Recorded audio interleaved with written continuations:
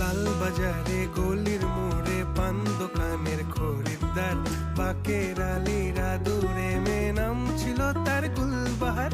লাল বাজারে গলির মোড়ে পান দোকানের খরিদ্দার, বাকের